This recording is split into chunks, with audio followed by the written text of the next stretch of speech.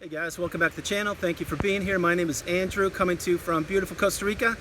Today's topic is going to be existing versus living. Think about that for a minute. Guys, if you like the content, please subscribe. So, existing versus living, what this means is, before you met the narcissist, I'm certain you were living. You were living your best life. You were experiencing this planet and all that it has to offer. And you were moving through life at a beautiful pace, no rush. You were enjoying yourself, enjoying your time, making friends, having good work relationships. Everything was going well. And then along comes the narcissist, and you got ensnared into the web of manipulation, lies, deceit, destruction, and devastation. And you understood after the love bomb or after the euphoric stage that, wow, this person is actually not living up to expectations. But at that point, it was too late. You were already caught up. You were in the fog. You were already serving the narcissist. You had already become an extension of the narcissist. This is called the devaluation stage. Later comes the discard. We already know that. For this video, I'm mentioning during the devaluation stage, what were you doing? That's right. You were existing. You weren't living. Now, this is not meant to trigger anybody. If you're in this relationship and this is where you are currently right now, in this moment in time, my heart goes out to you. If you've already come through the fire, and or already ended the narcissistic relationship, you know exactly what I'm talking about. During most of the narcissistic relationship, you were existing, which means you weren't living your best life. You were working for the narcissist and the fake relationship. No matter what relationship you had, maybe it was a mom, a dad, a lover, a friend, a colleague, whomever, brother, sister, you never were on equal playing ground with this person who turned out to be a narcissist. And the reason why is because the narcissist, all they do is take. They don't contribute.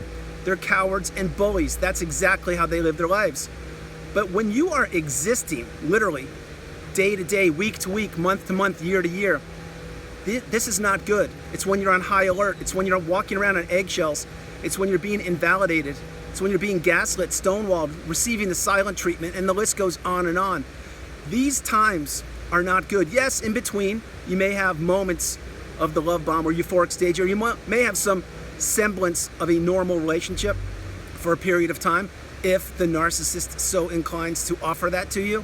But the majority of your time was not living, it was existing, and you didn't understand what was going on because each and every day you were working harder and harder to appease the narcissist, to appease the relationship, and to get back to that euphoric stage. This never happened. Sure, you had breadcrumbs of hope, breadcrumbs of stability, breadcrumbs of acceptance, but you never had respect. There was never commitment. There was never honesty. There certainly wasn't integrity, all on the narcissist's part. The narcissist right in front of you was getting other sources of supply. They were giving you digs and giving you jabs and pokes right in front of other people at barbecues, events. They were blowing up vacations. They were smearing you, whether you knew it or not, during the devaluation stage because you didn't turn out to be this perfect human being. Remember, there's no such thing as a human being, but the narcissist believes there is. That's why they always jump from person to person, relationship to relationship, blowing up families, blowing up relationships, blowing up loved ones. That's exactly why in the wake of a narcissistic relationship, all it is destruction, and it's putting the pieces back together. But when you were in this relationship, you were existing. You couldn't be yourself. You couldn't express yourself.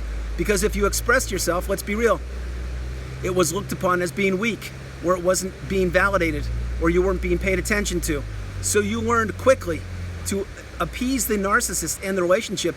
You learned to be subservient to them. In other words, to let them call the shots, to let them be the leader, to let them have the direction of the relationship. It's exactly what you did. Not that you necessarily wanted to do this, although during the love bomb or euphoric stage, you believed that this person was unbelievable. But they were wearing a mask, they were tricking you and manipulating you and lying to you and stealing your resources. Getting back on track, when you're in the devaluation stage, that's what they do. They want you feeling less than. They want to take your identity and your resources. They want you doubting yourself. This is a period of time which I call the fog. But this period of time called the fog is when you are existing, and you have days and weeks, believe me, I know you have, when you're barely making it, but yet you put your game face on for the family or for the narcissist, or you pull yourself up because you say, no, I can work harder. I can make this person who turns out to be the narcissist get back to trusting me, believing me, loving me, being authentic. None of that's true. Remember, the narcissist is a user and a manipulator. All they want to do is crush people. So, were you existing or were you living back then? You were existing, and it wasn't a good feeling because something, as usual, was off in the toxic narcissistic relationship. You just couldn't put your finger on it. Now, with the help of my channel and many others, and again, thank you very much for being here, you can identify exactly what the toxic narcissistic relationship was and how it did not benefit you for a period of time. Post discard and or post ending of the toxic narcissistic relationship, after you come through the fire and after you understand that you need to heal, you need to process, you need to be genuine and authentic to yourself, but above all, you need to move away from the negative energy of the narcissist. When you do this and you actually begin to heal and process things, that's when you begin to live. And living on this planet is a beautiful thing. You see, remember, I mention this frequently on the channel. There are three versions of you.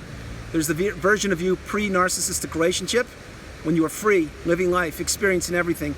There's the version of you when you were in the toxic narcissistic relationship, and that was when you were existing or in the fog. And then there's the third version of you, which is the version of you now, watching this video, being here in the moment, living in the present moment with me, right here, right now. The third version of you is the best version of you you will ever find. I can assure you. Right now, it may not seem like that's the case. You may be saying, Andrew, I don't feel good. This is actually really difficult. It is, but anything worthwhile on this planet, worth doing, is difficult. And again, I'm not trying to trigger you. I certainly know you didn't want to enter a toxic narcissistic relationship, but you did. And here you are. And the path is to heal. The path is to put all of your energy into yourself and begin living. Begin taking steps forward that benefit you. Leaving the narcissist in the past, blocking, going no contact, deleting fly monkeys, removing everybody you have associated with the narcissist, and living your best life. This will take time. It will take steps. It will take healing. It will take commitment. It will take resilience. It will take insight. It will take courage. But you will do it. I know you will do it. You have to do it. If not now, when? Living is such a beautiful thing. When you're living, you're actually in the present moment. You're not stuck in the past. You're not regretting the past. You're not looking at the future saying, what ifs? Oh my gosh, what's going to happen? I don't know. No, you're living in the present moment. That's called living in the present moment.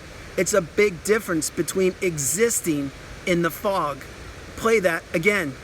When you're in the fog or in the devaluation stage, which is the majority of the narcissistic relationship many times, you're not living, you're existing.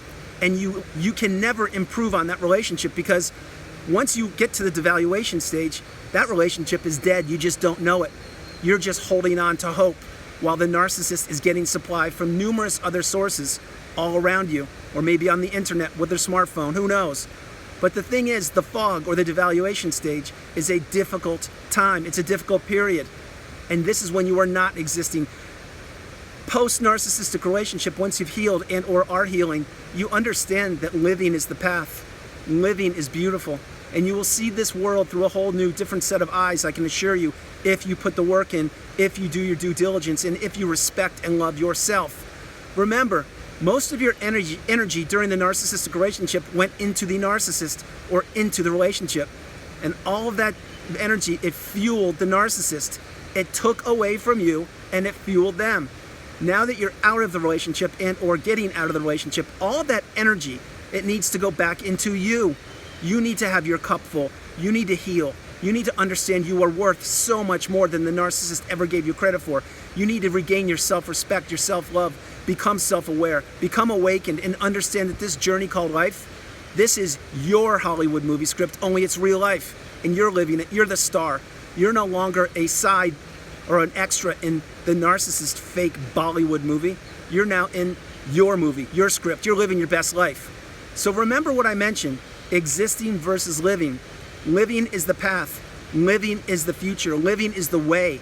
And to get there, you need to heal from the toxic narcissistic relationship.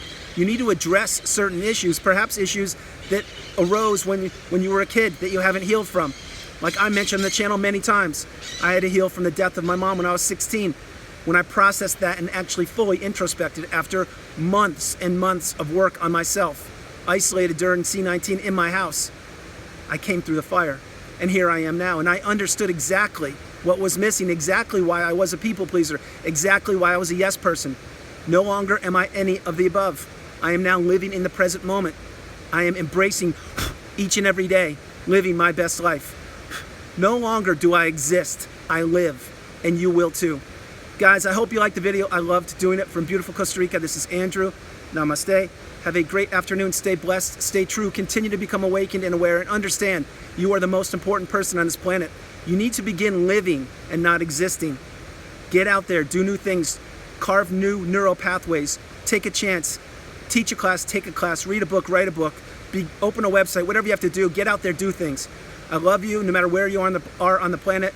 God bless you. You are not alone. I love you. I will talk to you later in the afternoon. Have a great afternoon, and remember, we need to be living, not existing. All right, God bless you guys, and I hope you like the new location. It's a fun one. All right, bye.